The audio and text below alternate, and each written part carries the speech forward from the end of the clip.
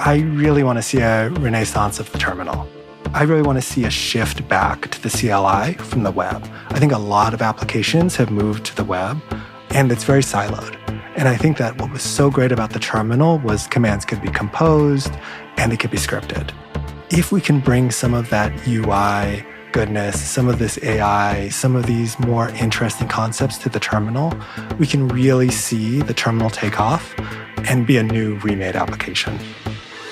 Hi, I'm Rachel Chalmers, and this is Generationship, the podcast at the intersection of infrastructure and artificial intelligence.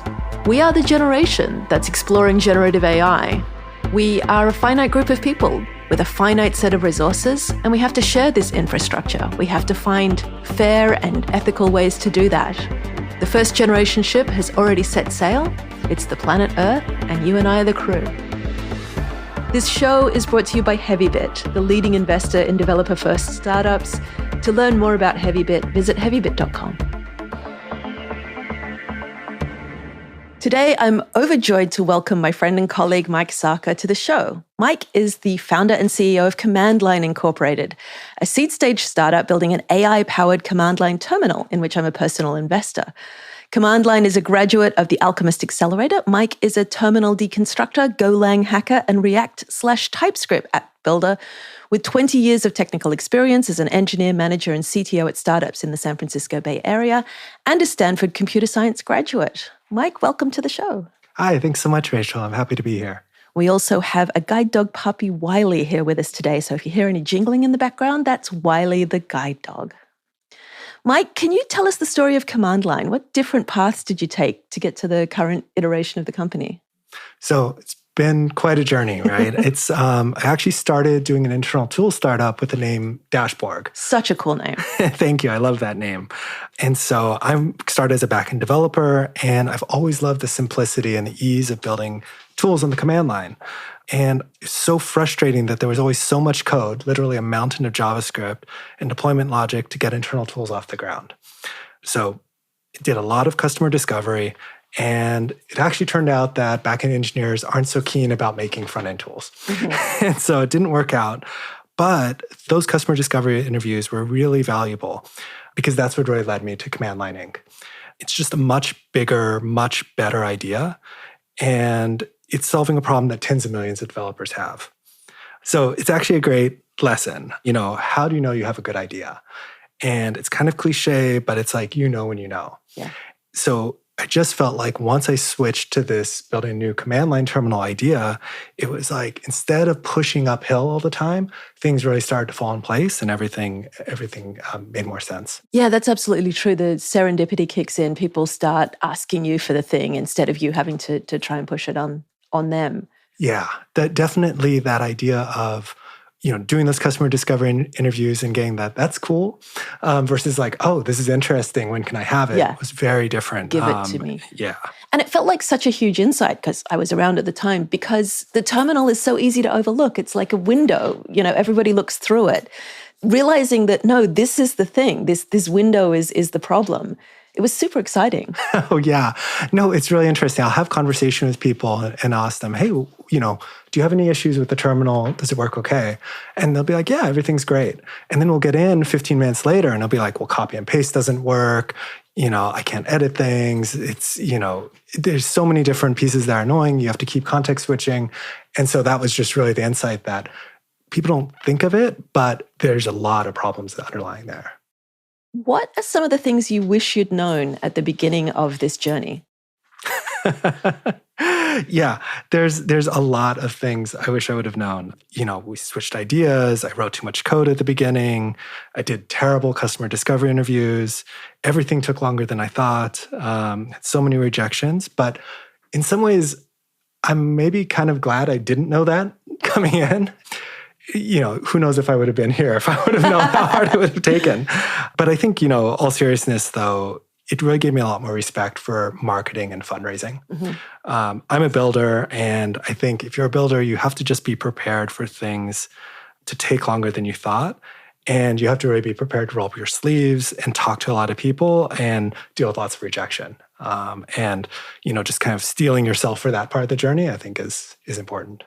Thank you for the shout out for soft skills, though, because, I came up through marketing and research and, the Valley doesn't really look on those things as particularly valuable, but they really are. I mean, that's how you go from a bit of code to a product, ideally. Yeah, I definitely think it's that idea of, unfortunately, if you build it, they don't necessarily come. Right. And so you need those skills to attract users and get your idea off the ground. Yeah. What is missing in the terminals we use today? You mentioned cut and paste, but in particular, where can AI help?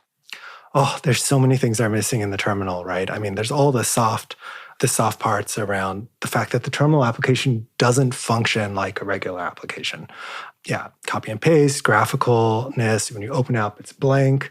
I mean, one of the crazy things I came across initially was that the terminal doesn't even know what commands are being run through it. Mm-hmm. And so there's no history of all the commands that you've typed, except on that one machine that you're logged into for that one user. Right. No state. Yeah. And I think that's where, AI can start to come into play, because now if you think of a terminal that does remember all of the commands that you've typed, and maybe if we have collaboration and we can roll up all those commands, not only for yourself, but for your team or eventually an enterprise, well, how do you search all that? How do you synthesize that? How do you come up with best practices? And these are all things that AI is great at doing. Yep. So writing documentation and then using that documentation to then generate and help people write commands. I think this is going to be huge.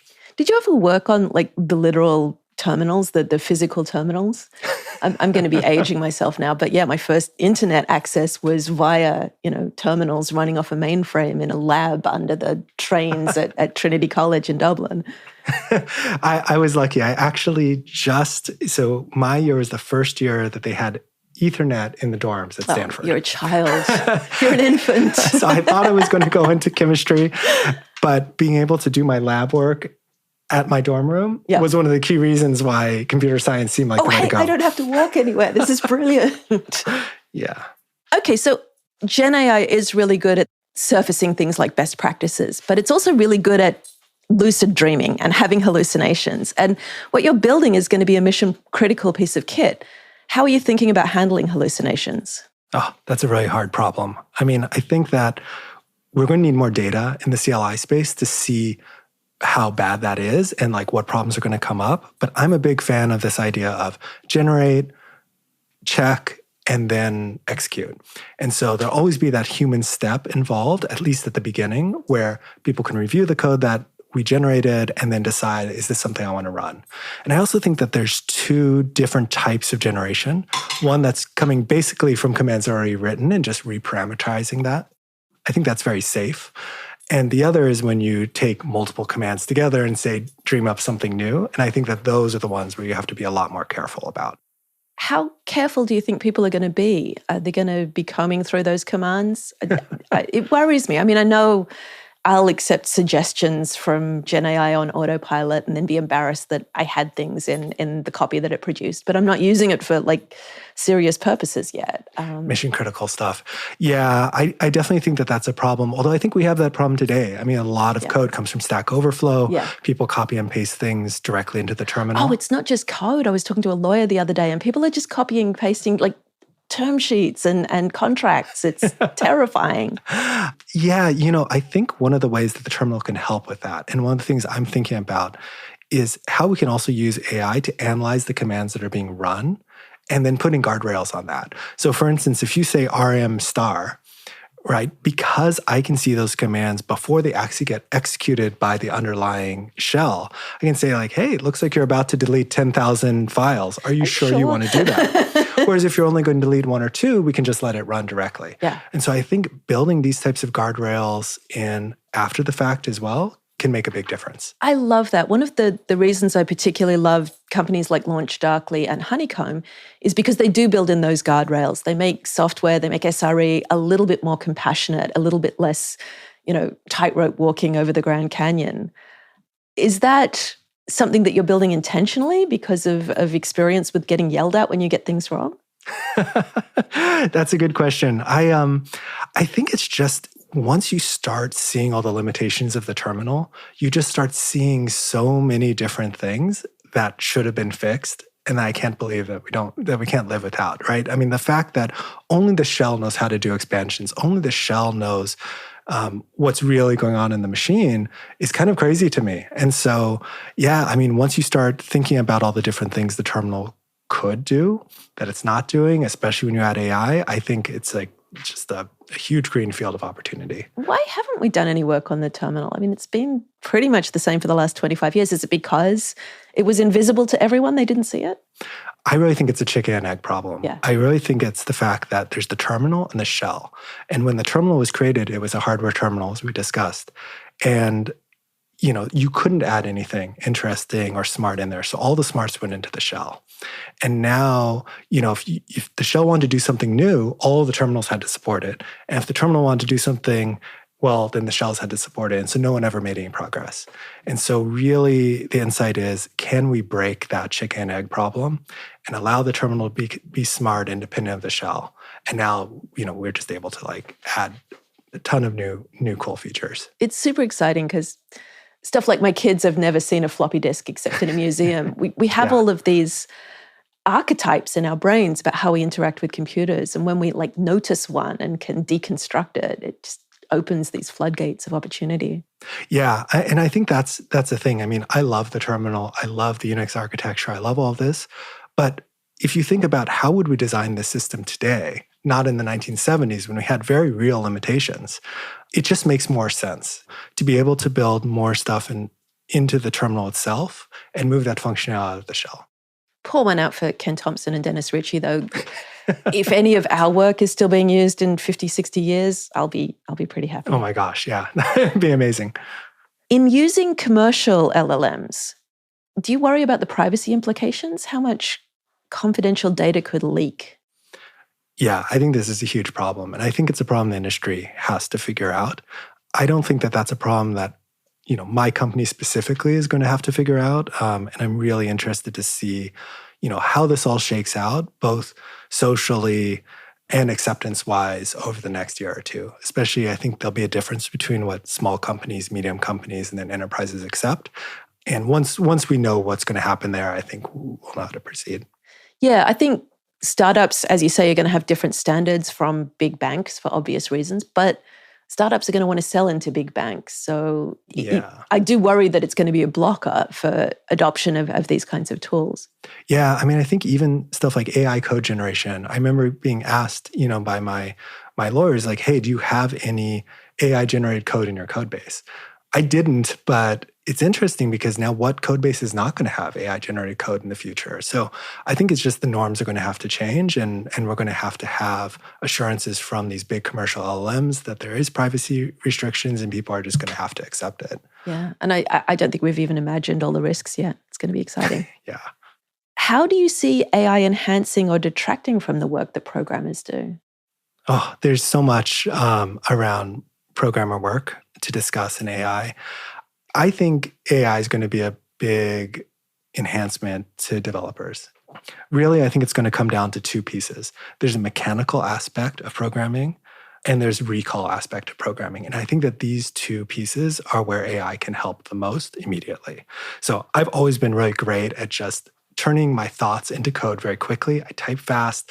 I was on the ACM programming team. I know how to do that really quickly. But there's a lot of people where that mechanical transformation of what's in their head into code takes a long time. And I think that's where AI is really going to help. The other piece is around recall of functions and API functionality and classes in the code base. This is another place where senior engineers are often the guardrails on that, where someone checks in some code and is like, hey, you should use this function. You should use this library function. This is not the way we do things. We do things this way. And I think AI is going to become more and more the guardian of that type of style and of that type of best practices.